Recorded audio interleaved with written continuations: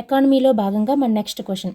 భారతదేశము అభివృద్ధి చెందుతున్న ఆర్థిక వ్యవస్థ కాబట్టి జాతీయ ఆదాయాన్ని అంచనా వేసేటప్పుడు ఆర్థికవేత్తలు ఎదుర్కొనేవి ఏ సమస్యలు? ఆప్షన్ 1 భావనాత్మక సమస్యలు, ఆప్షన్ 2 గణాంక సమస్యలు, ఆప్షన్ 3 భావనాత్మక మరియు గణాంక సమస్యలు, ఆప్షన్ 4 రెండింటిని ఎదుర్కోరు. రైట్ ఆన్సర్ ఈజ్ ఆప్షన్ 3 భావనాత్మక సమస్యలు, గణాంక సమస్యలు రెండు కూడా ఎదుర్కోవడం జరుగుతుంది. గణాంక సమస్యలని ఆచరణాత్మక సమస్యలు అని అంటారు. అసలు ఈ సమస్యలు ఏంటి, వీటిని ఎదుర్కోవడం ప్రాబ్లం ఏంటి అనేది చూద్దాం. ఇప్పుడు ఆచరణాత్మక సమస్యలు చూద్దాం. ఆచరణాత్మక సమస్యలన్నా గణాంక సమస్యలు అంటే ఏంటి? లెక్కింపులో మనకు వచ్చినటువంటి సమస్యలు. ఫర్ ఎగ్జాంపుల్, ఒక వస్తువుని 2 సార్లు పరిగణించకూడదు, డూప్లికేషన్. కానీ ఒకసారి పరిగణించిన వస్తువులను రెండవసారి పరిగణించడం జరుగుతుంది కొన్నిసార్లు. అది ఒక ప్రాబ్లం. ఇంకోటి ఏంటంటే, మనము ద్రవ్యేతర రంగాలే ఎక్కువ, అంటే మనీ రిలేటెడ్ కాకుండా మనీ రిలేటెడ్ లేని రంగాలు ఎక్కువగా ఉండటంతో వస్తు సేవల విలువ ఎలా నిర్ణయించాలి అనేది కష్టం, వాల్యూ అనేది కట్టడం కష్టం. అండ్ ఇప్పటికీ కూడా వ్యవసాయ రంగంలో ఉత్పత్తి వినియోగానికి సంబంధించి, అంటే ఇప్పుడు రైతు ఉత్పత్తి చేస్తాడు, పంట ఉత్పత్తి చేసిన తర్వాత అది మొత్తం అతను వినియోగించుకుంటున్నాడా లేదంటే మార్కెట్లో విక్రయిస్తున్నాడా అనేది ఎలా క్యాలిక్యులేట్ చేస్తారు? మార్కెట్లో విక్రయించేదైతే మనకి గణనలోకి వస్తుంది, తన సొంతానికి వినియోగించుకున్నది ఏ విధంగా క్యాలిక్యులేట్ చేయడం జరుగుతుంది అనేది శాస్త్రీయ పద్ధతి అందుబాటులో లేదు దానికోసం. అదొక సమస్య. అండ్ అనార్గనైజ్డ్ సెక్టరే మనకి చాలా ఎక్కువగా ఉంటుంది. అనార్గనైజ్డ్ సెక్టర్లోని ఎంప్లాయ్మెంట్ ఎక్కువగా ఉంటుంది. సో ఈ రంగంలో వస్తు సేవల విలువలు శాస్త్రీయ పద్ధతిలో లెక్కించట్లేదు. దానికంటూ ఒక మెథడ్ అనేది లేదు, పర్టికులర్గా పలానా మెథడ్లోనే వస్తు సేవల విలువలు లెక్కించాలి అనేది లేదు. అంచనాల పద్ధతి ఉపయోగిస్తారు, అంటే జస్ట్ అంచనా వేస్తారు, అంచనా వేసి అంచనాగానే వేస్తారు తప్ప దానికంటూ శాస్త్రీయ పద్ధతి లేదు. అదొక సమస్య లెక్కించేటప్పుడు. అండ్ వృత్తి ప్రత్యేకీకరణ లేదు. వృత్తి ప్రత్యేకీకరణ అంటే పర్టికులర్గా ఆక్యుపేషన్ అనేది ప్రత్యేకీకరణ లేకపోవడం వల్ల ఒకటికి మించి అనేక రంగాల్లో పనిచేస్తూ ప్రభుత్వానికి పూర్తి స్థాయి ఆదాయ వనరులను అందించరు. అంటే ఏంటి? ఒక వ్యక్తి ఒక 2-3 కూడా వర్క్ చేయవచ్చు. అంటే ఒక ప్రభుత్వ ఉద్యోగి సాయంత్రం ట్యూషన్ చెప్తున్నప్పటికీ ఆదాయ వివరాలు ప్రభుత్వానికి చెప్పడు. ఒక ఉద్యోగం చేసుకుంటాడు, సాయంత్రం ట్యూషన్ చెప్పుకుంటాడు, మధ్యలో స్టిచ్చింగ్ చేసుకోవచ్చు, కుట్టు మిషన్ కుట్టుకోవచ్చు, అగ్రికల్చర్ చేయొచ్చు. ఇలాగా అంటే వృత్తి ప్రత్యేకీకరణ అనేది లేదు. అందువల్ల ఏమవుతుంది? అతను చేసే అన్ని రకాల ఆదాయాలు చెప్పరు, జస్ట్ అందులో ఒకటి మాత్రమే క్యాలిక్యులేషన్లోకి వస్తుంది. ఇంకొకటి ఏంటి? నల్లధనాన్ని మనం ఏ విధంగా లెక్కించడానికి అనేది అవ్వదు, పన్ను ఎగవేత ఎక్కువగా ఉంటుంది, అదొక ప్రాబ్లం. అండ్ వ్యవస్థీకృత రంగంలో మనకి అనార్గనైజ్డ్ సెక్టర్ గురించి చెప్పాం కదా. ఆర్గనైజ్డ్ సెక్టర్లో చూస్తే సుంకాలను ఎగవేయటకు తక్కువ ఉత్పత్తిని నమోదు చేస్తారు, ప్రొడక్షన్ చేస్తారు, కానీ ట్యాక్స్ నుంచి తప్పించుకోవాలి కదా. ట్యాక్స్ నుంచి తప్పించుకోవటానికి ప్రొడక్షన్ అనేది తక్కువగా చూపిస్తారు. ఎప్పుడైతే తక్కువగా చూపిస్తారో జాతీయ ఆదాయం తక్కువగానే వచ్చినట్టు కదా. అప్పుడు మనకి ఎక్కువగా ఎలా కనిపిస్తుంది జాతీయ ఆదాయము? అది ప్రాబ్లం. ఫర్ ఎగ్జాంపుల్, ఒక ఫ్యాన్స్ లేదంటే ఒక టీవీ కంపెనీ ఎంతో ఉత్పత్తి చేశారనుకోండి, 1 కోటి టీవీలో లేదంటే ఎన్నో సంథింగ్, కానీ రికార్డుల్లో మాత్రము అన్ని టీవీలు ఉత్పత్తి చేసినట్టుగా చూపించరు, ఎందుకంటే ట్యాక్స్ని ఎగ్గొట్టడం కోసం. ఇదొక ప్రాబ్లం. నెక్స్ట్, ఎవరైతే మనకి ఎన్ఎస్ఓ కదా ఇప్పుడు ప్రజెంట్ గణాంకాలు చేస్తుంది, ఫస్ట్ సిఎస్ఓ చేసేది. ఏదైతే గణనాలు చేపడుతున్నారో ఆ సిబ్బందికి ట్రైనింగ్స్, ఆ శిక్షణ పొందిన గణకులు కానీ ఆ ట్రైనింగ్ ఇచ్చినటువంటి నిపుణులు సరిగ్గా ఉండరు, కొరత చాలా తక్కువగా ఉంటారనమాట. అదొక ప్రాబ్లం. ఇవన్నీ కూడా ఆచరణలో జరగనివి, ఆచరణాత్మకమైనటువంటి సమస్యలు. అందుకే గణాంక సమస్యలన్నా గణించేటప్పుడు వచ్చేవన్నమాట, అంటే ఇంప్లిమెంటేషన్లో వచ్చేవి. ఇవన్నీ కూడా గణాంక సమస్యలు. ఇవి మన ఇండియా అనేది ఫేస్ చేస్తుంది. ఇంకొకటి ఏంటి? భావనాత్మక సమస్యలు చూద్దాం. భావనాత్మక సమస్యలు అనేటప్పటికీ మనకి బాగా గుర్తొచ్చేది ఏంటి? గృహిణి సేవలు మనం జాతీయ ఆదాయంలో లెక్కించాం.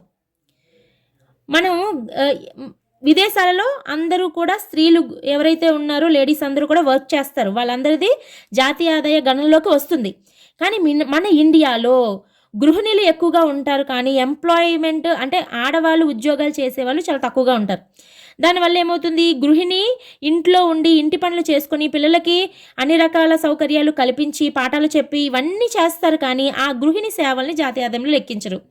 అందువల్ల ఏమవుతుంది, స్త్రీలు ఎప్పుడైతే ఎంప్లాయ్మెంట్లోకి రారో ఆటోమేటిక్గా జాతీయ ఆదాయం తక్కువగా మనకి కనిపిస్తుంది అనమాట. తక్కువగా, దానివల్లే తక్కువగా ఉందనే వాదన కూడా ఉంది మనకి. ఎందుకని, ఇవి మనకి స్త్రీలు చేసేటువంటి గృహిణి సేవలు మనకి జాతీయ ఆదాయ లెక్కలోకి రాదు. నెక్స్ట్ ఇంకొక సమస్య ఏంటి, బేస్ ఇయర్. బేస్ ఇయర్ బట్టే కదా మనం గణాంకాలు చేపడతాము. ఆ బేస్ ఇయర్ ఏ విధంగా తీసుకోవాలి అనే అంశంపై కూడా చాలా వివాదాలు ఉన్నాయి. ఆ బేస్ ఇయర్ని దేన్ని బేస్ చేసుకొని తీసుకుంటున్నారు అనేది ప్రాబ్లం. ఇంకొకటి ఏంటంటే, బేస్ ఇయర్లో ఉన్న వస్తువులన్నీ, అంటే ఇప్పుడు స్థిర ధరలు ప్రస్తుత ధరలు కదా, మనకి బేస్ ఇయర్ ప్రకారం స్థిర ధరలు వస్తాయి, ఇప్పుడు కరెంట్ ఇయర్ ప్రకారం ప్రస్తుత ధరలు వస్తాయి. స్థిర ధరలు పొందాలంటే ఆ బేస్ ఇయర్లో ఆ వస్తువుకి ఏ ధర అయితే ఉన్నదో ఆ ధర ప్రకారం లెక్కిస్తారు. ఫర్ ఎగ్జాంపుల్, బేస్ ఇయర్ 2011-12, మరి ఏదైనా కొత్తగా ఒక వస్తువు 2011-12 తర్వాత ప్రొడక్షన్ అనేది స్టార్ట్ అయింది అనుకోండి, ఆ వస్తువు ధర ఏ విధంగా లెక్కిస్తారు బేస్ ఇయర్లోని? అప్పటికి ఆ వస్తువు అయితే ఇంకా కనుక్కోబడలేదు, ఆ వస్తువు ప్రొడక్షన్ అనేది జరగలేదు. బేస్ ఇయర్ తర్వాత వచ్చాయి కొన్ని వస్తువులు అనుకోండి, ఆ వస్తువులు ఏ విధంగా లెక్కిస్తారు, అది ఒక సమస్య. అదేవిధంగా బేస్ ఇయర్ని ఏ విధంగా తీసుకుంటున్నారు అనేది ఒక సమస్య. బేస్ ఇయర్ కనుక మనము మార్చామనుకోండి, జాతీయ ఆదాయం కూడా వృద్ధి రేటు కూడా మారిపోద్ది వెంటనే. అందుకని చెప్పి ఇప్పటికీ కూడా కొన్ని వివాదాలు అనేవి దాని మీద ఉన్నాయి. నెక్స్ట్, 2 దేశాల జీడిపి మనం లెక్కించామనుకోండి, పర్చేసింగ్ పవర్ ప్యారిటీ ఉపయోగించి మనం లెక్కించామనుకోండి, అంటే 2 దేశాలు ఉన్నాయి, 2 దేశాలను పోల్చేటప్పుడు ఎలా పోలిస్తారు ఆ జీడిపిని లెక్కించేటప్పుడు అంటే పర్చేసింగ్ పవర్ ప్యారిటీతో పోలిస్తారు. కానీ ఈ విధానం అనుసరించలేదు. అందువల్ల ఏం చేస్తాము, 2 దేశ జీడిపిలు శాస్త్రీయ పద్ధతిలో పోల్చడం సాధ్యం కాదు, మనం అవలంబించలేదు కాబట్టి. నెక్స్ట్, అన్ఫినిష్డ్ గూడ్స్ ఉంటాయి. ఆ అన్ఫినిష్డ్ గూడ్స్ ఏమవుతాయి, అది మధ్యంతర వస్తువుగా లెక్కించాలా లేదంటే ఫైనల్ గూడ్గా లెక్కించాలా ఉత్పత్తులు లెక్కించేటప్పుడు, అది ఒక ప్రాబ్లం. ఏది ముడి సరుకో నిర్ణయించడం కష్టం మనకి. అంటే ఏది ముడి సరుకుగా ఉపయోగపడుతుంది, ఇంకొక వస్తువు ఉత్పత్తి కావడానికి ఏది ఉపయోగపడుతుంది, ఏది ఫైనల్ గూడు అనేది నిర్ణయించడం చాలా కష్టం అనమాట. అయితే ఇప్పుడు ఫర్ ఎగ్జాంపుల్ చెప్పాలంటే, ఒక స్టూడెంట్ ఉన్నాడు, స్టూడెంట్ తెల్ల కాగితం వైట్ పేపర్స్ కొనుక్కున్నాడు, అంతిమ వస్తువు అది అతను యూజ్ చేసుకున్నాడు కాబట్టి. అదే ప్రింటింగ్ మెషిన్ వాడు అది కొనుక్కున్నప్పుడు అతను ముడి సరుకుగా వాడుకుంటాడు, అప్పుడు అదేమవుతుంది, ఇంటర్మీడియట్ గూడ్ అవుతుంది. మరి దాన్ని ఏ విధంగా కౌంట్ చేయాలి, ఇంటర్మీడియట్ గూడ్గా మధ్యలో వదిలేసి జాతీయ ఆదాయంలో కలపకుండా వదిలేయాలా, లేదా ఒక స్టూడెంట్ యూజ్ చేశాడు కాబట్టి దాన్ని ఫైనల్ గూడ్గా లెక్కించి ఉత్పత్తిలో కలపాలా? ఇక్కడ ఉత్పత్తిలో కలిపితే మళ్ళీ ప్రింటింగ్ ప్రెస్లో లెక్కించేటప్పుడు ఫైనల్గా అది 2 సార్లు డబల్ కౌంటింగ్ అవుతుంది. ఆ డబల్ కౌంటింగ్ అనేది మనకి ఎందులోకి వస్తుంది, ఆచరణాత్మక సమస్యల్లోకి వస్తుంది. ఈ విధమైనటువంటి ప్రాబ్లమ్స్ ఉన్నాయి. నెక్స్ట్ ఇంకేంటి అంటే, మనకు గవర్నమెంట్ సర్వీసెస్ ఉన్నాయి, దానికి విలువ నిర్ణయించడం కూడా కష్టం. ఇంకా ఇప్పుడు ఒక కంపెనీ ఉంది లేదా ఒక ఫ్యాక్టరీ ఉంది, మనము జీడిపి నుంచి జిఎన్పిని, ఆ తర్వాత ఎన్డిపి, ఎన్ఎన్పి ఇవన్నీ లెక్కిస్తాం. మనకి ఫైనల్గా ఏంటి కావాలి, జాతీయ ఆదాయం అంటే ఎన్ఎన్పి ఫ్యాక్టర్ కాస్ట్ అనేది మనకి జాతీయ ఆదాయం అవుతుంది. జీడిపిని లెక్కించేటప్పుడు మనము తరుగుదల అనేది అందులో ఉంటుంది, దాన్ని తీసివేస్తేనే కదా మనకి జిఎన్పి అనేది వస్తుంది. తరుగుదలని ఎలా నిర్ణయిస్తారు, అసలు ఒక మిషనరీ ఉంది, ఒక ప్లాంట్ లేదంటే ఒక కంపెనీ ఉంది, ఒక పెద్ద మిషనరీ ఉంది, 1 కోటి రూపాయలతో మిషనరీని ఫిక్స్ చేశారు, 1 ఇయర్ యూస్ చేశారు. నెక్స్ట్ ఇయర్ జాతీయ ఆదాయం లెక్కించేటప్పుడు ఆ 1 కోటి రూపాయల్లోని తరుగుదల ఎంత అయిందని లెక్కిస్తారు. దానికి సంబంధించిన వివాదాలు, శాస్త్రీయ పద్ధతులు లేవు, వివాదాలు చాలా ఉన్నాయి, అది ప్రాబ్లం. ఇంకొకటి ఏంటి, ఎకనామిక్ డెవలప్మెంట్ జరిగేటప్పుడు అంటే ఒక ప్రాజెక్టులు కానీ రకరకాల ప్రాజెక్టులు, మనం గనుల త్రవ్వకాలు కావచ్చు, లేదంటే థర్మల్ పవర్ ప్రాజెక్ట్స్ కావచ్చు, ఇండస్ట్రియల్ పార్క్స్ కావచ్చు, ఏవైనా ఒక ప్రాజెక్ట్స్ చేపట్టినప్పుడు మనం ఏం చేస్తాము, ఎన్విరాన్మెంటల్ ఇంపాక్ట్ అసెస్మెంట్ పర్మిషన్ అనేది తీసుకుంటారు. అయితే ఇప్పుడు మనం జాతీయ ఆదాయం లెక్కించేటప్పుడు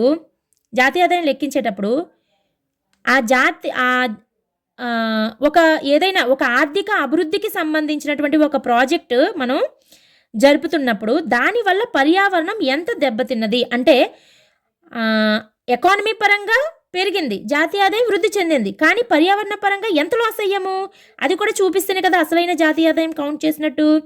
కానీ అది జరగదు. సో ఇక్కడేంటి, పర్యావరణ క్షీణతను ఇందులో పరిగణించరు. ఇవన్నీ ఏంటి, భావనాత్మక సమస్యలు. ఓకే, మీకు అందరికీ అర్థం కావాలని విడివిడిగా నేను చెప్పడం జరిగింది. ఈ క్వశ్చన్కే చాలా ఎక్కువ టైం అయిపోయింది. సో ఇక్కడ వచ్చేటప్పటికి మనకి భావనాత్మక మరియు గణాంక సమస్యలు. నెక్స్ట్ క్వశ్చన్, ఒక దేశ మార్కెట్ ధరలలో జిఎన్పిని గణించేటప్పుడు ఈ క్రింది వానిలో దేనిని పరిగణించరు? ఆప్షన్ 1 పన్ను చెల్లించక ముందు వేతనాలు, జీతాలు. ఆప్షన్ 2 పరోక్ష పన్నులు. ఆప్షన్ 3 పదవీ విరమణ ఫింక్షన్లు. ఆప్షన్ 4 సబ్సిడీలు. మనకి ఏంటి, ఆప్షన్ 3 పదవీ విరమణ ఫెన్షన్లు అనేది రైట్ ఆన్సర్. ఏంటి, ఒక దేశ మార్కెట్ ధరలలో అంటే market price, GNP market price గణించేటప్పుడు దేన్ని తీసుకోరు? ఇది మార్కెట్ ప్రైస్. ఇక్కడ మనం అన్నీ కాకపోయినా జస్ట్ చూస్తే మనకు ఒకటి అర్థమవుతుంది. ఫెన్షన్లు అనేటప్పటికి ఇది బదిలీ చెల్లింపులు. బదిలీ చెల్లింపులు అనేది జాతీయ ఆదాయానికి లెక్కిస్తారా? లెక్కించరు. కాబట్టి ఇది ఆన్సర్ అయిపోద్ది వెంటనే, పరిగణించరు అంటేని. జీతాలు, వేతనాలు అంటే పరోక్ష పన్నులు, సబ్సిడీలు ఇవన్నీ కూడా మనకి కౌంటింగ్లోకి వస్తాయి. ఎక్కడో ఒక దగ్గర ఏదో ఒక దాంట్లో కౌంటింగ్లోకి వస్తాయి. ఫెన్షన్లు అనేటప్పటికి ఇది మనకి బదిలీ చెల్లింపుల్లోకి వస్తుంది. కాబట్టి దీన్ని పరిగణించరనమాట. నెక్స్ట్ క్వశ్చన్, భారతదేశంలోని ఆదాయ మదింపు పద్ధతిని దీనిని అంచనా వేసేటప్పుడు ఉపయోగించరు. ఆప్షన్ 1 బ్యాంకింగు, బీమా. ఆప్షన్ 2 విద్యుత్తు, గ్యాసు, నీటి సరఫరా. Option 3 registered manufacturing. ఆప్షన్ 4 ప్రభుత్వ పాలన. Right answer is registered manufacturing. ఆదాయ మదింపు పద్ధతిని దీనికి ఉపయోగించరు. రిజిస్టర్డ్ మ్యానుఫ్యాక్చరింగ్ అంచనాలు వేసేటప్పుడు మాత్రము ఆదాయ మదింపు పద్ధతిని ఉపయోగించరు. మన దేశంలో చూసుకున్నప్పటికీ దత్తాంశ సేకరణ అనేది సరిగ్గా ఉండదు. డేటా అనేది మెయిన్ ప్రాబ్లం మన దేశంలో. సరిగ్గా ఉండదు. మనకి దత్తాంశ సేకరణ అనేది లోపిస్తుంది. ఇక్కడ ఏంటంటే మనకు ప్రాథమిక రంగము, అదే వ్యవసాయ రంగము, ప్రాథమిక రంగం, ద్వితీయ రంగం, తృతీయ రంగం ఉన్నాయి. ఈ రంగాలలో ఏ రంగంలో ఏ పద్ధతిని ఉపయోగిస్తే జాతీయ ఆదాయం కొంచెం అంటే మనం అనుకున్న కరెక్ట్గా పద్ధతిలో వెళ్ళగలము అని దాని ప్రకారము మన ఇండియాలోని రకరకాల పద్ధతులు ఉపయోగించడం జరిగింది. అందుకే మన దేశంలో అనుసరించే పద్ధతిని ఏమంటారంటే మిశ్రమ పద్ధతి అంటారు. మిశ్రమ పద్ధతి. ఫర్ ఎగ్జాంపుల్ చూసుకుంటే ఏంటంటే ఉంటాయి, ఆదాయ మదింపు పద్ధతి ఉంటుంది, ఉత్పత్తి మదింపు పద్ధతి ఉంటుంది, ఆదాయ మదింపు పద్ధతి ఉంటుంది, వ్యయ మదింపు పద్ధతి ఉంటుంది. ఉత్పత్తి మదింపు పద్ధతి వచ్చేటప్పటికి మనకి ప్రాథమిక రంగము అంటే ఏంటి, ఇక్కడ వ్యవసాయ రంగం, ఇక్కడ చిన్న డిఫరెన్స్ ఉంటుంది. ప్రాథమిక రంగము, ద్వితీయ రంగము, తృతీయ రంగము. అలాగే వ్యవసాయ రంగము, పారిశ్రామిక రంగము, సేవా రంగము. ఇక్కడ ప్రాథమిక రంగము అనేటప్పటికీ గనుల త్రవ్వకాలు ప్రాథమిక రంగంలోకి వస్తాయి. వ్యవసాయ రంగము అన్నామంటే గనుల త్రవ్వకాలు రావు. వ్యవసాయ రంగము అన్నప్పుడు గనుల త్రవ్వకాలు రావు. ప్రాథమిక రంగం అన్నప్పుడే గనుల త్రవ్వకాలు ఇందులోకి వస్తాయి. ద్వితీయ రంగము అన్నప్పుడు గనుల త్రవ్వకాలు రావు. పరిశ్రమల రంగము అన్నప్పుడు గనుల త్రవ్వకాలు పరిశ్రమల రంగంలోకి వస్తాయి. అది గమనించాలి డిఫరెన్స్ అనేది. సో ఇక్కడ ప్రాథమిక రంగము అంటే వ్యవసాయం కానీ, అటవీ సంపద కానీ, చేపల పెంపకం కానీ, గనుల త్రవ్వకం కానీ ఇవన్నీ కూడా మనకి ఉత్పత్తి మదింపు పద్ధతిలోనే లెక్కిస్తారు. ఆదాయ మదింపు పద్ధతిలో ఏమి లెక్కిస్తారు, ఇంకా ఉత్పత్తి మదింపు పద్ధతులు లెక్కించే ఉన్నాయి. ప్రాథమిక రంగంలో వ్యవసాయము, అటవీ సంపద, చేపల పెంపకం, గనుల త్రవ్వకం. అలాగే మ్యానుఫ్యాక్చరింగ్ రంగంలో రిజిస్టర్డ్ అయిన మ్యానుఫ్యాక్చరింగ్ రంగం ఇది ఉంది కదా, రిజిస్టర్డ్ అయిన మ్యానుఫ్యాక్చరింగ్ రంగం అంతా ఉత్పత్తి మదింపు పద్ధతిలో లెక్కిస్తారు. అండ్ నిర్మాణ రంగం, కన్స్ట్రక్షన్ ఫీల్డ్కి వస్తే అర్బన్లో అంటే పట్టణాలలో నిర్మాణ రంగం అంతా కూడా ఉత్పత్తి మదింపు పద్ధతిలోనే లెక్కించబడుతుంది. సో ఉత్పత్తి మదింపు పద్ధతిలో ప్రాథమిక రంగము, మ్యానుఫ్యాక్చరింగ్, రిజిస్టర్డ్ అయిన మ్యానుఫ్యాక్చరింగ్ రంగము అండ్ నిర్మాణ రంగం పట్టణాలలో. అండ్ ఆదాయం మదింపు పద్ధతికి వచ్చేటప్పటికి ఈ మ్యానుఫ్యాక్చరింగ్ ఏదైతే ఉందో ఇది రిజిస్టర్డ్ కానివి, అన్రిజిస్టర్డ్ అనమాట. అన్రిజిస్టర్డ్ అయినటువంటివి, రిజిస్టర్డ్ కాని మ్యానుఫ్యాక్చరింగ్ అంటే ఆదాయ మదింపు పద్ధతిలో లెక్కిస్తారు. ఇంకా విద్యుత్తు, గ్యాసు, నీటి సరఫరా కూడా ఆదాయ మదింపు పద్ధతిలోనే. తృతీయ రంగము అంటే సర్వీస్ సెక్టర్, రవాణా, కమ్యూనికేషన్స్, ట్రేడ్, వర్తకము, బ్యాంకింగు, బీమా, ప్రభుత్వ సేవలు ఇవన్నీ కూడా మనకి సేవా రంగమే, తృతీయ రంగంలోకి వస్తాయి. ఇవన్నీ ఆదాయ మదింపు పద్ధతిలోనే లెక్కిస్తాం. నెక్స్ట్ వ్యయ మదింపు పద్ధతి. థర్డ్ వ్యయ మదింపు పద్ధతి అనగానే ఈ వ్యయ మదింపు పద్ధతిలో ఒకే ఒక్కటి ఉంటుంది. ఇందాక మనము అర్బన్లో నిర్మాణ రంగం అనేది మనకి ఎందులోకి వచ్చింది, ఉత్పత్తి మదింపు పద్ధతిలోకి వచ్చింది. మరి రూరల్ గ్రామాలలో ఉన్నటువంటి నిర్మాణ రంగం ఏదైతే ఉందో అది వ్యయ మదింపు పద్ధతికి వస్తుంది. వ్యయ మదింపు పద్ధతిలో ఒకే ఒకటి గ్రామాలలో నిర్మాణ రంగం. సో గుర్తుపెట్టుకోవాలి. సో ఇక్కడ right answer is registered manufacturing. Registered manufacturing ఎందులోకి వస్తుంది, ఉత్పత్తి మదింపు పద్ధతిలోకి వస్తుంది. ఆదాయ మదింపు పద్ధతిలోకి వచ్చేది unregistered manufacturing. So next question, క్రింది వాణిలో దేనిని విత్త వ్యవహారంగా పరిగణిస్తారు? ఆప్షన్ 1 ప్లాట్ కొనుగోలు, అంటే ఒక బిల్డింగ్ కొనడము అమ్మడము. ఆప్షన్ 2 ఆహార ధాన్యాలు కొనడము అమ్మడము. ఆప్షన్ 3 ఒక భవనం కొనడము అమ్మడము. ఆప్షన్ 4 షేర్లు కొనుగోలు అమ్మకము. రైట్ ఆన్సర్ ఈజ్ షేర్లు కొనుగోలు అమ్మకము విత్త వ్యవహారంగా పరిగణిస్తారు. అంటే విత్తము అంటే ఏంటి, డబ్బులు, మనీ రిలేటెడ్, మనీ మాత్రమే అటు ఇటు చలమణి అవుతుంది అని అర్థం. ఇక్కడ ప్లాట్ అనేది చలమణి అవుతుంది కొనుగోలు అమ్మకంలో. ఇక్కడ ఆహార ధాన్యాలు చలమణి అవుతున్నాయి. ఇక్కడ భవనం అనేది చలమణి అవుతుంది. ఇక్కడ షేర్లు ద్వారా, షేర్లు అంటే ఏంటి, జస్ట్ మనీ ట్రాన్స్ఫర్ మాత్రమే, అంటే విత్త వ్యవహారమే, విత్తము మాత్రమే అటు ఇటు కొనుగోలు చెల్లింపుల మధ్య ట్రాన్స్పోర్ట్ అనేది అవుతూ ఉందన్నమాట. కాబట్టి షేర్లు కొనుగోలు అమ్మకం అనేది రైట్ ఆన్సర్. నెక్స్ట్ క్వశ్చన్, భారత ఆర్థిక వ్యవస్థలో ప్రాథమిక రంగం అనగా? ఆప్షన్ ఏ వ్యవసాయము, పశు సంపద, అనుబంధ రంగాలు, అదేవిధంగా బి అటవీ సంపద, సి మత్స్య సంపద, డి గనుల త్రవ్వకము. ఇప్పుడు ఇందులో ఆప్షన్ 1 ఏంటి, ఏ మాత్రమే, ఏబి మాత్రమే, ఏబిసి మాత్రమే అన్నయు. ఇందాక నేను చెప్పినప్పుడు వ్యవసాయము అన్నప్పుడు గనుల త్రవ్వకం రాదు, ప్రాథమిక రంగము అన్నప్పుడు గనుల త్రవ్వకం వస్తుంది. ఇక్కడ ప్రాథమిక రంగం అడిగారా, వ్యవసాయ రంగం అడిగారా, ప్రాథమిక రంగం, కాబట్టి గనుల త్రవ్వకం కూడా ఇందులోకే వస్తుంది. సో రైట్ ఆన్సర్ ఇస్ అన్నయు. పైవన్నీ కూడా రైట్ ఆన్సరే అవుతుంది. అటవీ సంపద, మత్స్య సంపద, పశు సంపద, వ్యవసాయము, గనులు అన్నీ కూడా. అదే ఇక్కడ వ్యవసాయ రంగము అని ఇచ్చారనుకోండి, గనుల త్రవ్వకం రాదు, మిగతా 3 మాత్రమే వస్తాయి. నెక్స్ట్ క్వశ్చన్, మార్కెట్ ధరలలో నికర జాతీయ ఉత్పత్తి కంటే జాతీయ ఆదాయం ఎంత పరిమాణం తక్కువగా ఉంటుంది అనగా? ఆప్షన్ 1 బదిలీ చెల్లింపులు, ఆప్షన్ 2 మూలధన వినియోగము, ఆప్షన్ 3 నికర పరోక్ష పన్నులు, ఆప్షన్ 4 వ్యక్తిగత పన్నులు. రైట్ ఆన్సర్ ఈస్ నికర పరోక్ష పన్నులు. ఇక్కడ ఏమన్నారు, మార్కెట్ ధరలలో నికర జాతీయోత్పత్తి, మార్కెట్ ధరలలో నికర జాతీయోత్పత్తి, నికర అంటే నెట్, జాతీయోత్పత్తి అంటే net national product at market price, net national product at market price. Market ప్రైస్కి ఫ్యాక్టర్ కాస్ట్కి ఏంటి డిఫరెన్స్, నెట్ ఇండైరెక్ట్ ట్యాక్సెస్. అందుకే ఇక్కడ జాతీయ ఆదాయం రావాలి అంటే ఇక్కడ జాతీయ ఆదాయం అంటే ఫార్ములా ఏంటి, ఎన్ఎన్పి ఫ్యాక్టర్ కాస్ట్. మరి ఇక్కడ మార్కెట్ ప్రైస్లోంచి ఇండైరెక్ట్ ట్యాక్సెస్ తీసేస్తే వచ్చింది ఏంటి, ఎన్ఎన్పి ఫ్యాక్టర్ కాస్ట్. ఇదే కదా జాతీయ ఆదాయము. కాబట్టి ఆన్సర్ ఏంటి, ఇండైరెక్ట్ ట్యాక్సెస్. దీన్నే ఇంకా పరోక్ష పన్నులు మైనస్ పరోక్ష పన్నులు ప్లస్ సబ్సిడీస్ అని చెప్పొచ్చు. అది కూడా ఆన్సరే అవుతుంది. నికర పరోక్ష పన్నులను ఇవ్వకుండా ప్లస్ సబ్సిడీలు మైనస్ పరోక్ష పన్నులు ఇచ్చినా సరే ఆన్సర్ అవుతుందన్నమాట. సో రైట్ ఆన్సర్ ఇస్ నికర పరోక్ష పన్నులు. నెక్స్ట్ క్వశ్చన్, భారతదేశంలో ఈ రంగంలో అంచనా వేసేందుకు ఉత్పత్తి మదింపు పద్ధతిని ఉపయోగించలేదు. ఉత్పత్తి మదింపు పద్ధతుల్లో నేను ఆల్రెడీ చెప్పేసాను ఏమేమి వాడుతారు అనేదిని. అంటే ప్రాథమిక రంగము, మ్యానుఫ్యాక్చరింగ్ రిజిస్టర్డ్ అయినవి, నిర్మాణ రంగము, ఈ పట్టణాల్లో నిర్మాణ రంగం, ఇవన్నీ కూడా ఉత్పత్తి మదింపు పద్ధతి అన్నాం. అయితే ఇక్కడ ఉత్పత్తి మదింపు పద్ధతిని ఉపయోగించలేనిది అన్నారు. అయితే ఇక్కడ చూద్దాం. ఆప్షన్ 1 రియల్ ఎస్టేట్ వ్యాపార సేవలు, ఆప్షన్ 2 చేపల పెంపకం, ఆప్షన్ 3 అటవీ సంపద, ఆప్షన్ 4 రిజిస్టర్డ్ మ్యానుఫ్యాక్చరింగ్. ఇక్కడ ఏం లేదు ఉత్పత్తి మదింపు పద్ధతి అంటే, ఇక్కడ సేవలు అని వచ్చింది. సేవలు అసలు ఇందులోకి రావు, సర్వీసెస్ అనేవి ఆదాయ మదింపు పద్ధతిలోకి వస్తాయి.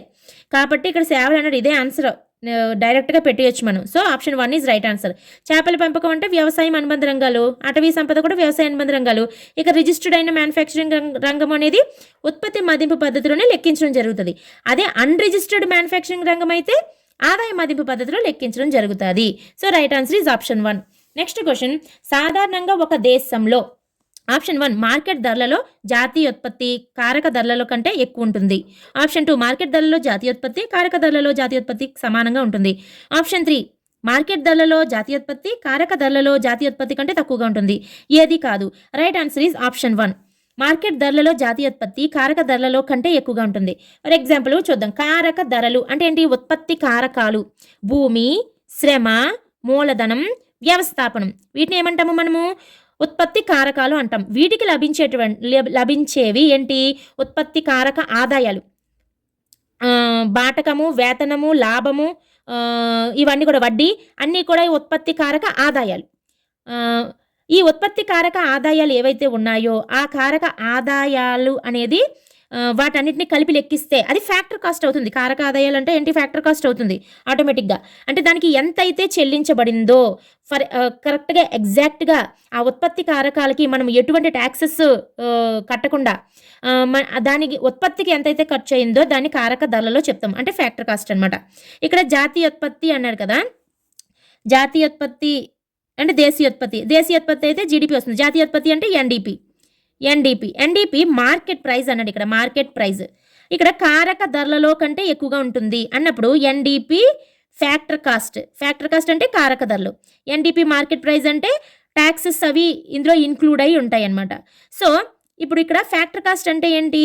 ఎగ్జాక్ట్గా దానికి అయినటువంటి ఖర్చు, దానికి ట్యాక్సెస్ యాడ్ చేస్తే వచ్చినదే మార్కెట్ ప్రైస్. అంటే మరి దీనికంటే మార్కెట్ ప్రైస్ ఎక్కువగానే ఉంటుంది కదా. So option 1 right answer. అయినప్పటికీ మిగతా 3 కూడా ఒకసారి చూద్దాం. 2 కూడా మార్కెట్ ధరలలో జాతీయోత్పత్తి అంటే NDP factor cost, NDP market price కారక ధరలలో జాతీయోత్పత్తికి సమానంగా ఉంటుంది. అంటే ఎన్డీపీ ఫ్యాక్టర్ కాస్ట్కి సమానంగా ఉంటుందని చెప్పారు. ఫ్యాక్టర్ కాస్ట్ మార్కెట్ ప్రైస్ ఎప్పుడు కూడా సమానం కాదు, ఎందుకని మార్కెట్ ప్రైస్లో ఇండైరెక్ట్ ట్యాక్సెస్ అనేవి ఉంటాయి. నెక్స్ట్ మార్కెట్ ధరలలో జాతీయోత్పత్తి అంటే ఎన్డీపీ మార్కెట్ ప్రైస్ కారక ధరలలో జాతీయోత్పత్తి ఎన్డీపీ ఫ్యాక్టర్ కాస్ట్ కంటే తక్కువగా ఉంటుంది. అంటే ఏమన్నాడు? ఈ ఫ్యాక్టర్ కాస్ట్ ఎక్కువగా ఉంటుంది, మార్కెట్ ప్రైస్ తక్కువగా ఉంటుందని చెప్పడం జరిగింది. ఎప్పుడు ఫ్యాక్టర్ కాస్ట్ అనేది ఏవైతే ఉత్పత్తి కారకాలు ఉన్నాయో వాటికి లభించినటువంటి ఎగ్జాక్ట్ ఆదాయం, దానికి ట్యాక్సెస్ కలిపితేనే మార్కెట్ ప్రైస్ వస్తుంది. సో మార్కెట్ ప్రైస్ ఎక్కువగా ఉంటుంది తప్ప ఫ్యాక్టర్ కాస్ట్ ఎక్కువగా ఉండదు. So this is wrong.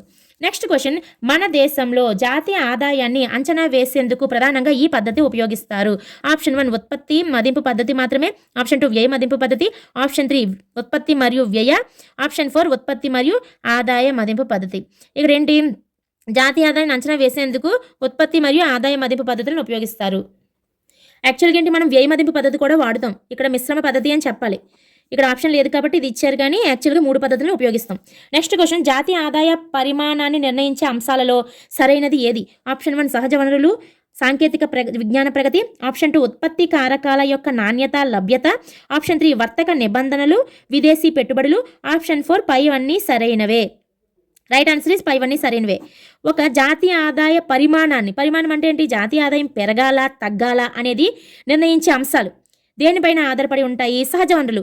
ఆ దేశంలో న్యాచురల్ రీసోర్సెస్ అనేవి మనకి పుష్కలంగా లభించాయి అనుకోండి, దాని ద్వారా ఫర్ ఎగ్జాంపుల్ బొగ్గు అనేది ఎక్కువగా లభిస్తుంది.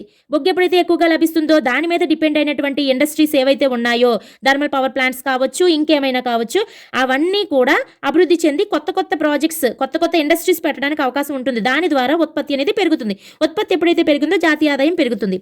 సాంకేతిక విజ్ఞాన ప్రగతి అంటే ఏంటి? టెక్నాలజీ ఎప్పుడైతే డెవలప్ అయిందో, ఫర్ ఎగ్జాంపుల్ అగ్రికల్చర్ తీసుకుందాం. అగ్రికల్చర్లో టెక్నాలజీ డెవలప్ అవ్వడం వల్ల ఇంతకుముందు శ్రమ సాంద్రత పద్ధతులు ఉపయోగించేవారు.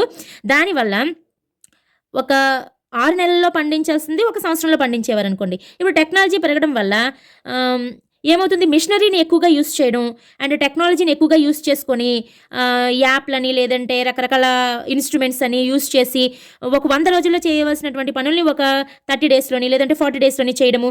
దానివల్ల ఏమవుతుంది? అతని యొక్క ప్రొడక్టివిటీ పెరుగుతుంది. ఎలాగంటే అతను తక్కువ రోజుల్లోనే పని అయిపోతుంది కాబట్టి మిగతా రోజుల్లో కూడా ఇంకా ఎక్కువ ప్రొడక్షన్ పెంచడానికి ట్రై చేస్తాడు. దానివల్ల ఏమవుతుంది? జాతీయ ఆదాయం అనేది పెరుగుతుంది. సో ఇది ప్రభావం చూపుతుంది నిర్ణయించే అంశాలలో.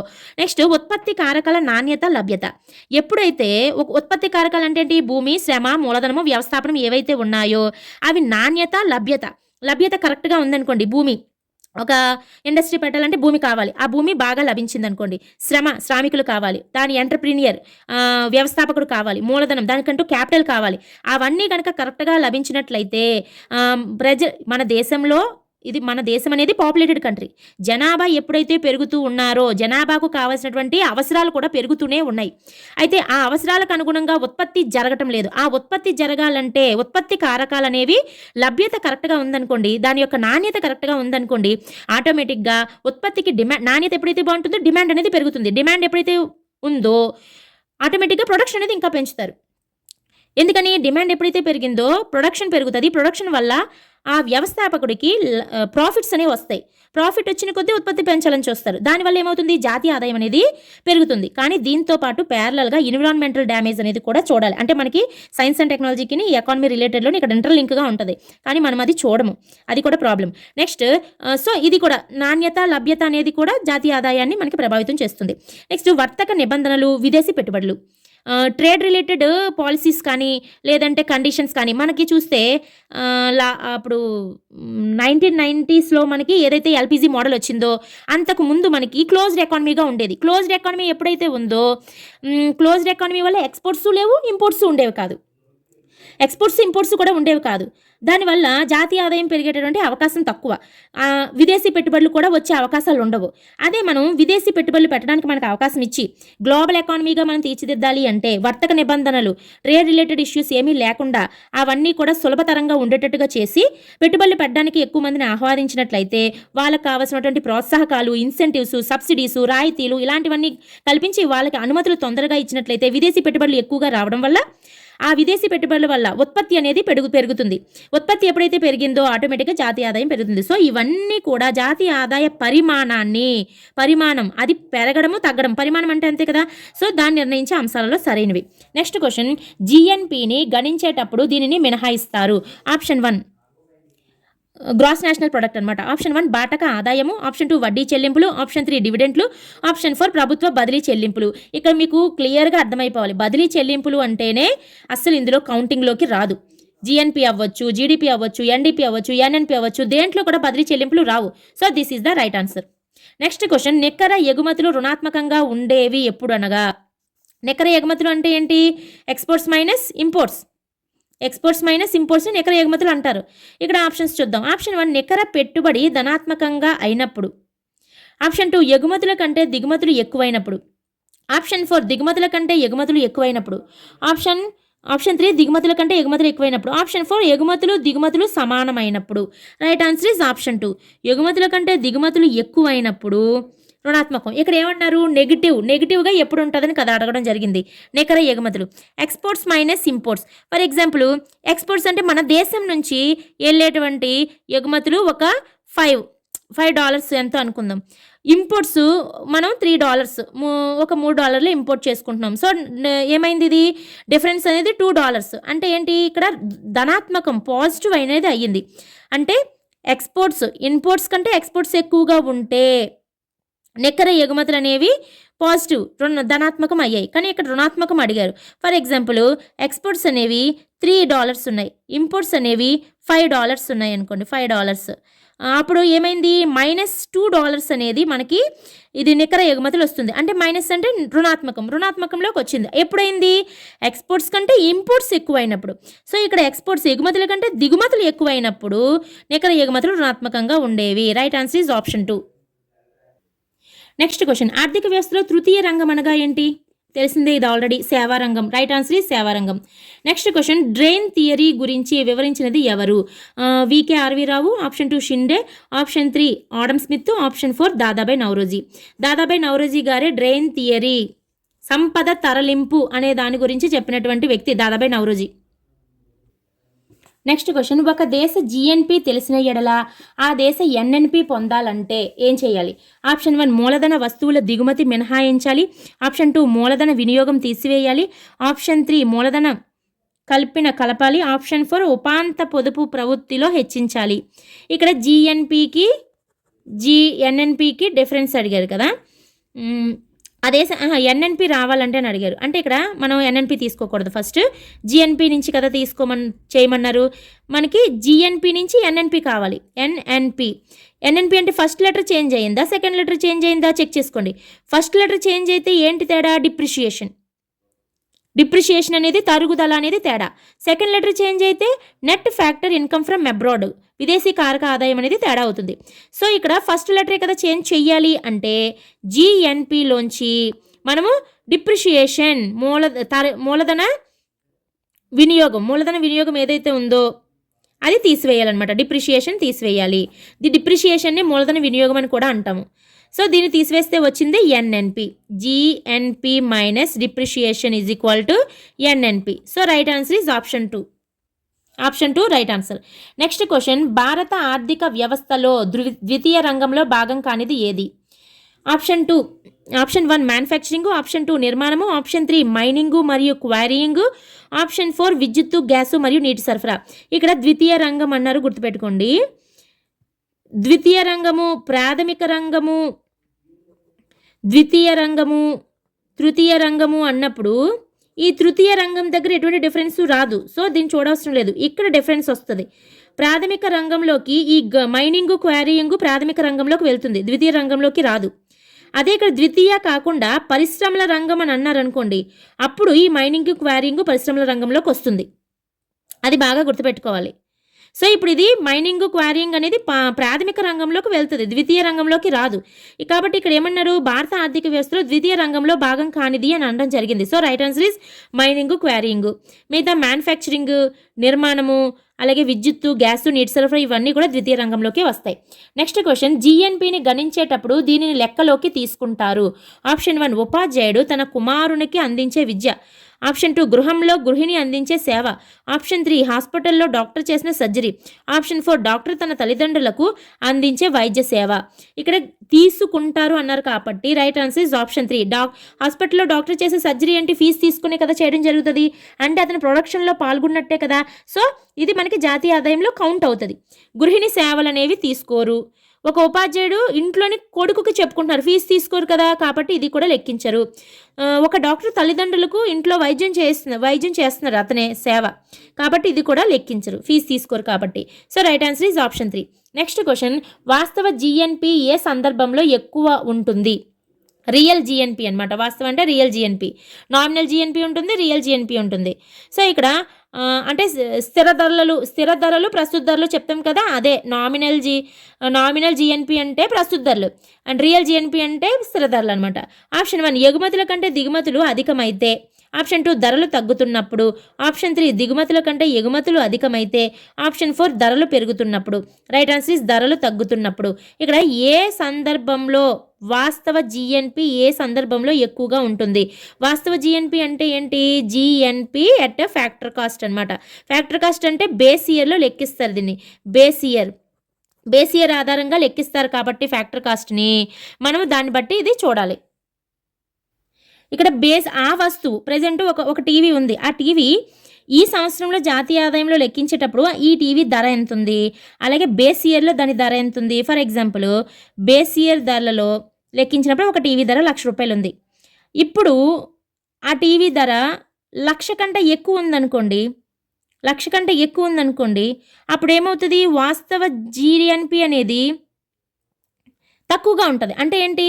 బేస్ ఇయర్లోని ఇప్పుడు ఫర్ ఎగ్జాంపుల్ టీవీ చూద్దాం. టీవీ చూస్తే ఇది బేస్ ఇయర్, ఇదేమో ఇప్పుడు ప్రెజెంట్ ఇయర్. ఇప్పుడు బేస్ ఇయర్లోని ఇప్పుడు 1,00,000 రూపాయలు ఉంది, లేదా ఒక 1,000 రూపాయలు ఏదైనా ఒక వస్తువు. ప్రెజెంట్ ఇయర్లోని 1,000 కంటే తక్కువ ధర తగ్గింది అనుకోండి, అంటే ఇప్పుడు ఒక 900 ఉందనుకోండి, అంటే ఏమైంది? ధర తగ్గింది. ధర తగ్గినప్పుడు ఈ ఇయర్లో ఉత్పత్తి వాల్యూ అనేది తగ్గిపోయినట్టే కదా, అంటే బేస్ ఇయర్లో ఉన్నటువంటి ఉత్పత్తి వాల్యూ ఎక్కువగా ఉన్నట్టు కదా.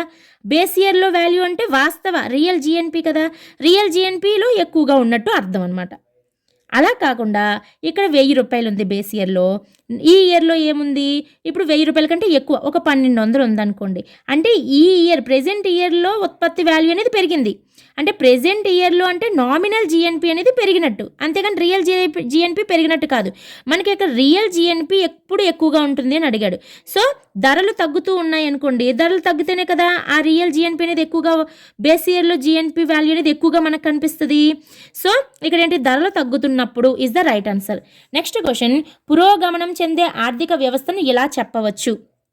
పురోగమనం చెందే ఆర్థిక వ్యవస్థను ఇలా చెప్పవచ్చు. పురోగమనం అంటే అభివృద్ధి, తిరోగమనం అంటే కిందకి దిగడం అనమాట. సో ఇక్కడ ఆప్షన్ 1 స్థిర ధరలలో పెరిగే జిఎన్పి, ఆప్షన్ 2 ప్రస్తుత ధరలో పెరిగే జిఎన్పి. ఇక్కడ స్థిర ధరలు అంటే బేస్ ఇయర్లో లెక్కించేవి, ప్రస్తుత ధరలలో అంటే ఇప్పుడు ప్రెజెంట్ కరెంట్ ఇయర్ అనమాట, కరెంట్ ఇయర్లో లెక్కించేవి మనకి ప్రస్తుత ధరలు, ఇందులో జిఎన్పి. నెక్స్ట్ ఆప్షన్ 3 స్థిర ధరలలో స్థిరంగా ఉన్న జిఎన్పి. ఆప్షన్ 4 ఏది కాదు. మనకి ఇక్కడ right answer is option 1. Option 1 is the right answer. పురోగమనం చెందే ఆర్థిక వ్యవస్థను ఇలా చెప్పవచ్చు. స్థిర ధరలలో పెరిగే జిఎన్పి. బేస్ ఇయర్లో జిఎన్పి ఎప్పుడైనా పెరిగిందనుకోండి, దాన్ని రియల్ జిఎన్పి అంటాం. అంటే మనకి ఆర్థిక వ్యవస్థ పెరుగుతూ ఉన్నట్టు. ఫర్ ఎగ్జాంపుల్, కరెంట్ ఇయర్లో జిఎన్పి పెరిగిందనుకోండి, అది రియల్గా పెరుగుతుందా అంటే ఇప్పుడు ఒకటి 2 విధాలుగా జాతీయ ఆదాయం అనేది పెరుగుతుంది. ఒకటి ఏంటి, ప్రొడక్షన్ పెరగడం వల్ల జాతీయ ఆదాయం పెరుగుతుంది, ఫస్ట్ వన్. సెకండ్, ధరలు పెరగడం వల్ల అంటే ప్రైజెస్ పెరగడం వల్ల కూడా మనకి జాతీయ ఆదాయం పెరుగుతుంది. మనకి ప్రొడక్షన్ పెరగడం అనేది మంచిదా, ప్రైజెస్ పెరగడం అనేది మంచిదా? ప్రైజెస్ పెరగడం అనేది ఇన్ఫ్లేషన్కి దారితీస్తుంది, ద్రవ్యోల్బణానికి. ప్రొడక్షన్ పెరగడం వల్ల మనకి ప్రొడక్షన్ పెరిగింది అంటే ఏంటి, అక్కడ ఉద్యోగాలు అనేవి పెరిగాయని. ఉత్పత్తి పెరిగింది, ఉత్పత్తి పెంచాలంటే ఉద్యోగాలు పెరగాలి కదా. ఉద్యోగాలు పెరిగాయంటే వాళ్ళ యొక్క జీతాలు, ఎప్పుడైతే జీతం తీసుకుంటారో వాళ్ళ యొక్క కొనుగోలు శక్తి పెరుగుతుంది కదా. కొనుగోలు శక్తి పెరుగుతుంది ఆటోమేటిక్గా. మళ్ళీ ఆ కొనుగోలు శక్తి అనేది మళ్ళీ ఉత్పత్తికి, ప్రాఫిట్కి దారితీస్తే, దాని ద్వారా మళ్ళీ ఉత్పత్తికి దారితీస్తే, ఇది సైక్లిక్ ప్రాసెస్లో జరుగుతూ ఉంటుంది. సో ప్రొడక్షన్ పెరగడం అనేది మన జాతీయ ఆదాయం పెరగటానికి మంచిదనమాట. అంతేగాని ధరలు పెరగడం వల్ల జాతీయ ఆదాయం పెరిగితే అది మంచిది కాదు. మరి ఇక్కడ మనం చూసుకున్నట్లయితే స్థిర ధరలలో పెరిగే జిఎన్పి అంటే ఇక్కడ మనం జాతీయ ఆదాయము స్థిర ధరలలోనే లెక్కిస్తాము, ప్రెజెంట్ ధరలోనే లెక్కిస్తాం. ప్రస్తుత సంవత్సర ధరలలో లెక్కిస్తాం. ప్రస్తుత సంవత్సర ధరలలో లెక్కించినప్పుడు అది ప్రొడక్షన్ పెరగడం వల్ల వచ్చిందా, ధరలు పెరగడం వల్ల వచ్చిందా అనేది మనం ఐడెంటిఫై చేయడం కొంచెం కష్టం. అలాంటప్పుడు బేస్ ఇయర్ ప్రకారం కనుక మనం లెక్కిస్తే అప్పుడు పెరుగుతుంది అంటే వాస్తవ జిఎన్పి అనేది పెరుగుతూ ఉంది అంటే ఆర్థిక వ్యవస్థకు చాలా మంచిది, అంటే ముందుకు వెళ్తుంది అని చెప్పవచ్చు అనమాట. So right answer is option 1. Next question, మొట్టమొదటిసారిగా భారతదేశపు జాతీయ ఆదాయంను అధికారికంగా మదింపు చేసిన జాతీయ ఆదాయ కమిటీ 1949 అధ్యక్షులు ఎవరు? Option 1 P C Mahalanobis, option 2 K T Shah, option 3 D R Gadgil, option 4 V K R V Rao. Right answer is option 1 P C Mahalanobis. మనకి 1949 ఆగస్టు 4వ తేదీన మనకి ఈ జాతీయ ఆదాయ కమిటీ అనేది ఏర్పాటు కాబడుతుంది. ఈ జాతీయ ఆదాయ కమిటీకి అధ్యక్షులు ఎవరు? పిసి మహల్నోబిస్. అందులో సభ్యులు VKRV Rao and DR Gadgil, వీళ్ళిద్దరూ కూడా సభ్యులుగా ఉంటారు. ఆ తర్వాత ఈ పిసి మహల్నోబిస్ కమిటీ ఏమని చెప్తుందంటే, మనం జాతీయ ఆదాయాన్ని గణించడానికి ఒక సంస్థ ఉండాలని చెప్పడంతోనే సిఎస్ఓ ఏర్పాటు కాబడుతుంది 1950లో ఆ తర్వాత. సో ఇక్కడ right answer is PC Mahalanobis. Next Bharat తలసరి ఆదాయము ఎక్కువగా ఉన్న రాష్ట్రము. Option 1 Maharashtra, option 2 Goa, option 3 Haryana, option 4 Gujarat. అయితే ఇక్కడ ఇది ఇప్పుడు ప్రెజెంట్ మన డేటా చూడాలి కాబట్టి 2023-24లో చూసుకున్నట్లయితే Sikkim is per capital income highest state అనమాట. ఎంతంటే 587,000. ఆ సెకండ్ ప్లేస్లో గోవా, థర్డ్ ప్లేస్ ఢిల్లీ. ఇక్కడ చూడండి, ఒకసారి చూపిస్తాను పర్ క్యాపిటల్ ఇన్కమ్స్. మనకి చూసుకున్నట్లయితే సిక్కిం, తర్వాత గోవా, ఢిల్లీ, చండీగఢ్ అండ్ తెలంగాణ, కర్ణాటక. మన ఆంధ్రప్రదేశ్ ఏ ప్లేస్లో ఉందనేది చూడండి, 15th ప్లేస్, 242.48 అనమాట. 15th ప్లేస్లో ఉంది. Per capital income పరంగాన Andhra Pradesh 15th ప్లేస్లో ఉంది. అంటే ఇది కరెంట్ డేటా కావాలి కాబట్టి చెక్ చేసి మీకు చెప్పడం జరుగుతుంది. సో ఇక్కడ మన ఏపీకి వచ్చేటప్పటికి 15th ప్లేస్. ఫస్ట్ సిక్కిం ఉందన్నమాట, సిక్కిం తర్వాత గోవా, థర్డ్ ఢిల్లీ, ఏపీ అనేది 15th ప్లేస్. మన ఏపీ పర్ క్యాపిటల్ ఇన్కమ్ ఎంత? 242.48 అనమాట, థౌజండ్స్లో చెప్పాలి. సో ఇక్కడ రైట్ ఆన్సర్ అంటే ఇది మరి కరెంట్ డేటా చూసాం కాబట్టి right answer is Sikkim. Next ఆధారంగా ప్రథమ స్థానం గల దేశం ఏది? Option 1 China, option 2 America, option 3 Japan, option 4 France. So మనకి ఫస్ట్ ప్లేస్ అనేది చైనా వస్తుంది, సెకండ్ ప్లేస్ అమెరికా వస్తుంది అనమాట. ఇది కూడా మనము గూగుల్లో సెర్చ్ చేసి చెప్పడం జరిగినది, ఎందుకంటే ప్రెజెంట్ డేటా మనకు కావాలి కాబట్టి.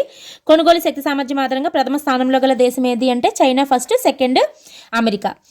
నెక్స్ట్ క్వశ్చన్, భారతదేశంలో ఈ క్రింది వాటిలో ఏది దారిద్ర్య రేఖపై అధికంగా ప్రభావం చూపుచున్నది? ఆప్షన్ 1 ఉత్పత్తి మొత్తం, ఆప్షన్ 2 ధరల స్థాయి, ఆప్షన్ 3 బంగారం నిల్వల మొత్తం, ఆప్షన్ 4 తలసరి ఆదాయము. రైట్ ఆన్సర్ ఈస్ తలసరి ఆదాయం. తలసరి ఆదాయం అనేది దారిద్ర్య రేఖ పైన అధికంగా ప్రభావం చూపుచున్నది. ఇక్కడ మనకి తలసరి ఆదాయం అనేటప్పటికీ ఇక్కడ జాతీయ ఆదాయం అంటే ఏంటి? ఎన్ఎన్పి ఫ్యాక్టర్ కాస్ట్ అనేది జాతీయ ఆదాయం. ఈ ఎన్ఎన్పి ఫ్యాక్టర్ కాస్ట్ ఆధారంగా జాతీయ ఆదాయం లెక్కించామనుకోండి, అది వాస్తవ ఎన్ఎన్పి ఫ్యాక్టర్ కాస్ట్ ఆధారంగా తలసరి ఆదాయం లెక్కించామనుకోండి, అది వాస్తవ తలసరి ఆదాయం అవుతుంది. వాస్తవ పెర్ క్యాపిటల్ ఇన్కమ్ అనేది అవుతుంది. ఈ వాస్తవ తలసరి ఆదాయం లెక్కించినప్పుడు, ఫర్ ఎగ్జాంపుల్ ఎవ్రీ ఇయర్ లెక్కిస్తూ ఉన్నప్పుడు వాస్తవ తలసరి ఆదాయం పెరుగుతూ ఉందనుకోండి, పెరుగుతూ ఉంది అంటే ఏంటి? ప్రజల యొక్క జీవన ప్రమాణ స్థాయి పెరుగుతుంది అని అర్థం. అంటే వాళ్ళకు వచ్చే ఆదాయం పెరుగుతుంది, కొనుగోలు శక్తి పెరుగుతుంది, వాళ్ళ యొక్క జీవన ప్రమాణ స్థాయి పెరుగుతుంది అంటే ఆటోమేటిక్గా దారిద్ర్య రేఖకు ప్రజలు ఎగువకు రావటానికి ప్రయత్నిస్తున్నారని అర్థం. అంటే ఎగువకు వస్తున్నారని అర్థం. దారిద్ర్య రేఖకు దిగువన ఉంటే అది బిలో పవర్టీ లైన్, దారిద్ర్య రేఖకు ఎగువన ఉంటే అబవ్ పవర్టీ లైన్. ఎప్పుడైతే ప్రజల యొక్క జీవన ప్రమాణ స్థాయి పెరిగిందో, వాళ్ళ యొక్క కొనుగోలు శక్తి పెరిగిందో, ఆటోమేటిక్గా అది దారిద్ర్య రేఖ పైన ప్రభావాన్ని చూపుతుంది. సో ఇక్కడ రైట్ ఆన్సర్ ఈస్ తలసరి ఆదాయము. నెక్స్ట్ క్వశ్చన్, అభివృద్ధి కార్యకలాపాలకు సంబంధించి ప్రపంచ బ్యాంకు మంజూరు చేసిన రుణాలలో అధిక శాతం పొందిన దేశం ఏది? Option 1 Pakistan, option 2 Bangladesh, option 3 India, option 4 China.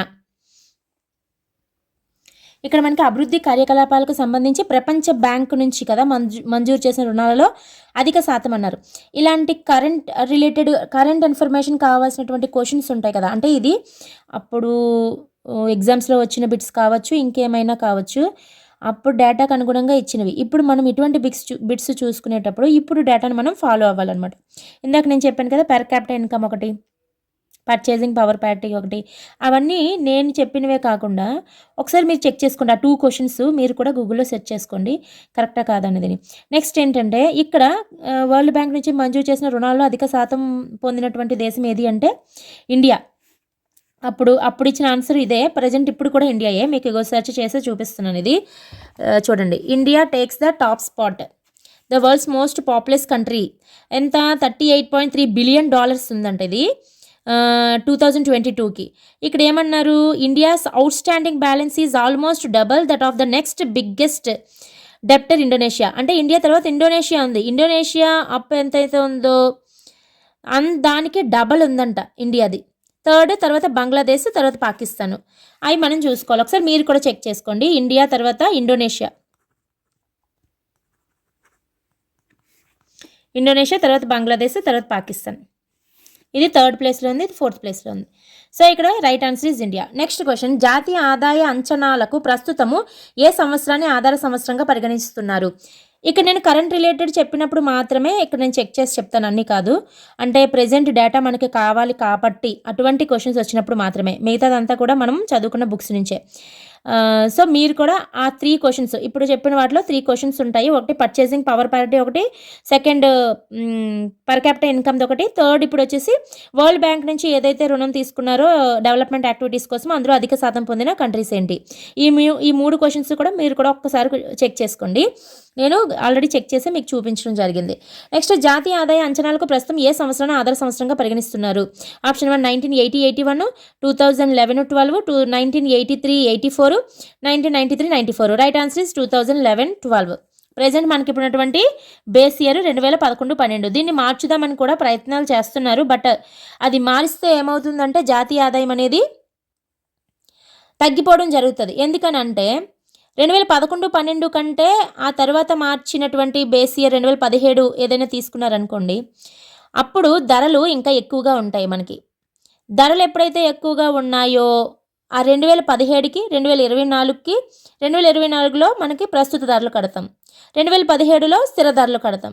స్థిర ధరల ప్రకారం జాతీయ ఆదాయం లెక్కిస్తాం. అప్పుడు జాతీయ ఆదాయము పెద్దగా మార్పు అనేది కనిపించదు, జాతీయ ఆదాయం పెరిగినట్టుగా కనిపించదు. మేబీ ఇలాంటి కాంట్రవర్సీస్ అవి ఉన్నాయి, చూద్దాము. అయితే ప్రెజెంట్ మాత్రము జాతీయ ఆదాయ అంచనాలను ప్రస్తుతము 2011-12 మాత్రమే లెక్కిస్తున్నారు, బేస్ ఇయర్గా తీసుకున్నారనమాట. So right answer is option 2. నా వీడియోస్ ఎక్స్ప్లెనేషన్స్ కనుక మీకు నచ్చినట్లయితే ప్లీజ్ లైక్ చేయండి, షేర్ చేయండి, సబ్స్క్రైబ్ చేయండి. నెక్స్ట్ వీడియోలో కలుద్దాం.